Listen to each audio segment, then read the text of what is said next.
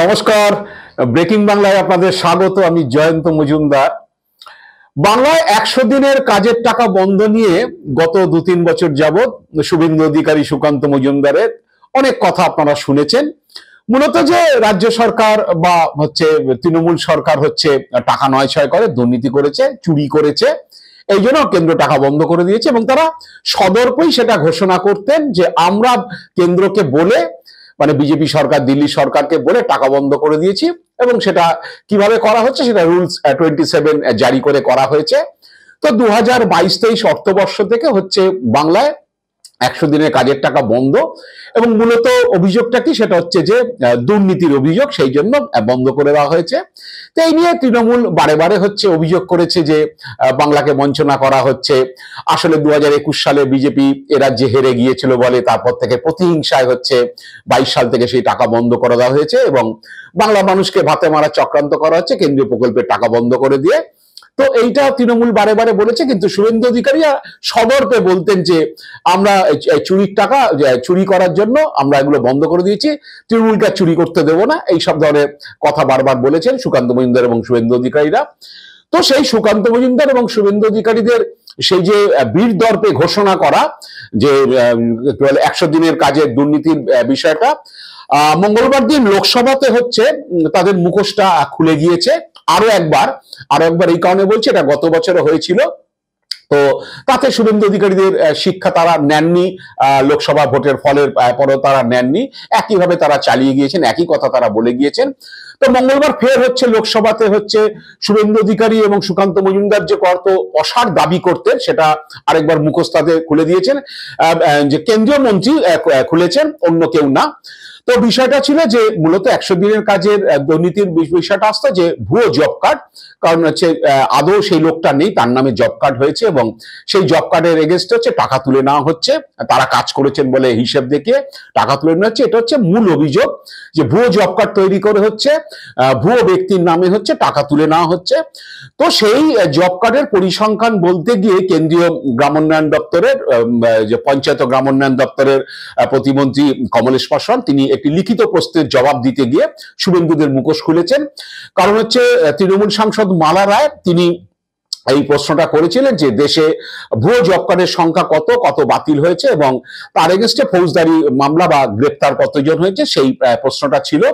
সেটা বলতে গিয়ে কমলেশ পাসওয়ান বলেছেন যে 2022-23 সালে, মানে যে বছর থেকে বাংলায় জব কার্ড, বাংলায় 100 দিনের কাজের টাকা দেওয়া বন্ধ হয়েছে, সেই বছর 7,59,362টি কার্ড বাতিল হয়েছে, জব কার্ড 2022-23 অর্থবর্ষে।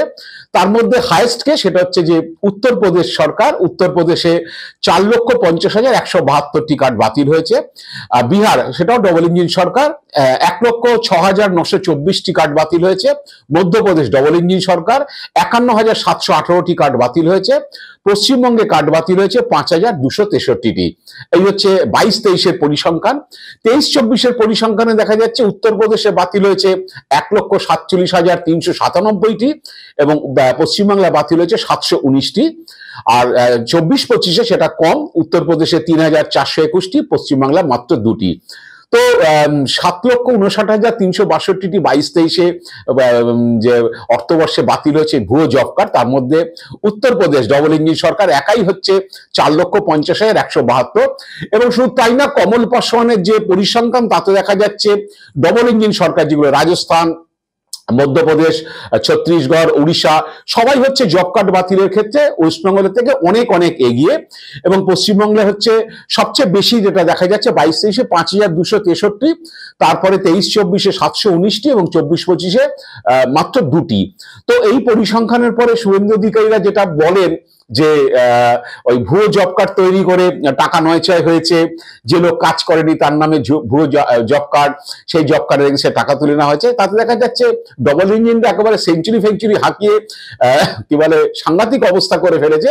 তো সেগুলো শুভেন্দু অধিকারীর চোখে পড়ে না, কারণ ওগুলোর দিকে তাকাতে নেই, ওগুলো তাকালে মোদিজি অমিত শাহ শুভেন্দুদের বকে দেবে। কিন্তু শুভেন্দুরা সহজ রাস্তাটা নিয়েছিলেন যে এইসব বলে কেন্দ্রের দিল্লির কানে যদি ফুসমন্ত্র দিয়ে দেওয়া যায় যে টাকা বন্ধ করে দাও, ওয়েস্ট বেঙ্গল টাইট হয়ে যাবে, পশ্চিমবঙ্গ সরকার টাইট হয়ে যাবে এবং মানুষের কাছে হচ্ছে তারা আনপপুলার হবে, তাতে আমাদের ভোট ব্যাংকের চেয়ে ফুলে ফেপে বেড়ে উঠবে, এই সহজ অস্ত্রটা তারা প্রয়োগ করেছিলেন।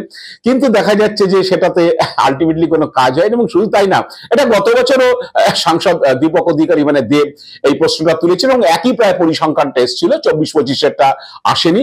এবং শুধু তাই না, 22-23 থেকে টাকা বন্ধ আছে, যেটাতে তৃণমূল বলে যে 21 সালে গোহারা হারের পরে, কারণ অমিত শাহ এসে বলেছিলেন আপকি বার 200 পার, তারপরে গোহারা হেরেছিলেন, সেই প্রতিহিংসায় হচ্ছে তারা টাকাটা বন্ধ করে রেখেছেন। তারপরের বছর থেকেই বন্ধ হয়ে গেছে, 22 সাল থেকে। এবং শুধু তাই না, 22 সালের আগেও যারা কাজ করেছিলেন, এরকম প্রায় 7,500 কোটি টাকার মতো পশ্চিমবঙ্গ সরকার যেটা হিসেব দিয়েছিল যে অলরেডি কাজ হয়ে গিয়েছে, কেউ 8,000 টাকা, কেউ 10,000 টাকা, কেউ 6,000 টাকা এরকম পেতেন যারা এই কাজটা করেছিলেন, তাদের টাকাটাও পর্যন্ত আটকে রাখা হয়েছে, যেটা গত অর্থবর্ষে পশ্চিমবঙ্গ সরকার সেই 100 দিনের কাজে যারা এই কাজটা করেছিলেন তাদেরকে সেই টাকাটা মিটিয়েছে সরকার নিজস্ব তহবিল থেকে। শুধু কাজ না দেওয়া বা প্রকল্প বন্ধ করে রাখা শুধু না, প্রকল্পে যারা কাজ করেছেন তাদের টাকাটাও পর্যন্ত আটকে রেখেছেন, যারা অলরেডি কাজ করে ফেলেছেন। যাই হোক, তবু শুভেন্দুরা বগল বাজিয়েছেন, বারে বারে হচ্ছে মিডিয়ার সামনে বড় বড় বাইট দিয়েছেন, চুরি দুর্নীতির কথা বলেছেন, কিন্তু তাদের চুরি দুর্নীতির মুখোশ ওখানে খুলে যাচ্ছে, দিল্লিতে সংসদে খুলে যাচ্ছে, সেখানে মিথ্যে কথা বলা যাচ্ছে না পরিসংখ্যানে, তাহলে আবার সব চারদিক থেকে চেপে ধরবে। তো এখন ব্যাপারটা হলো যে এইরকম যদি চলতে থাকে বা শুভেন্দুরা যদি এরকম চালিয়ে যান, যদিও নাক ঘষে গেছে হাইকোর্টে, কারণ আপনারা জানেন গত মাসে সিপিএম এর ক্ষেত মজুর যে সংগঠন, তারা হাইকোর্টে মামলা করেছিলেন এই 100 দিনের কাজের টাকা বন্ধ রাখা নিয়ে।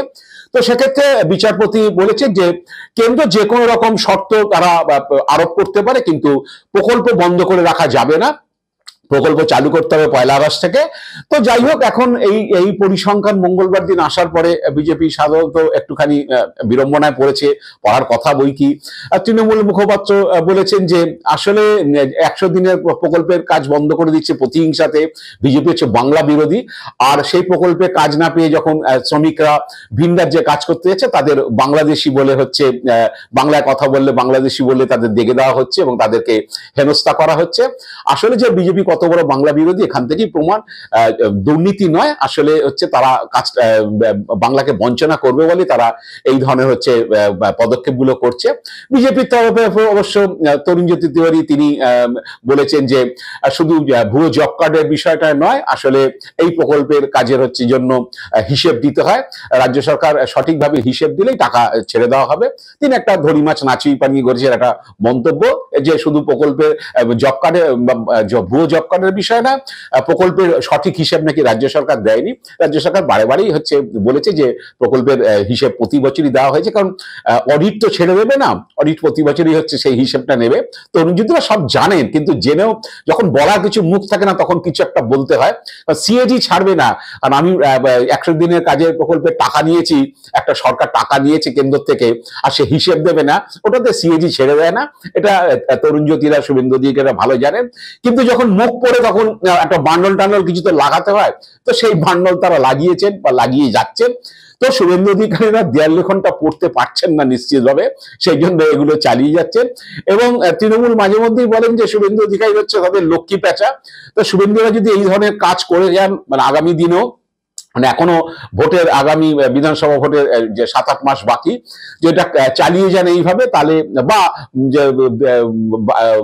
বিভিন্ন রাজ্যে যেভাবে বাংলায় কথা বললে বাংলাভাষীদের উপর হেনস্থা হচ্ছে, এটা যদি চালিয়ে যেতে থাকে মোটামুটি ভাবে হচ্ছে আগামী ভোটে হচ্ছে শুভেন্দুদের কপিনে পেরেক পোতাটা শুধু সময়ের অপেক্ষা।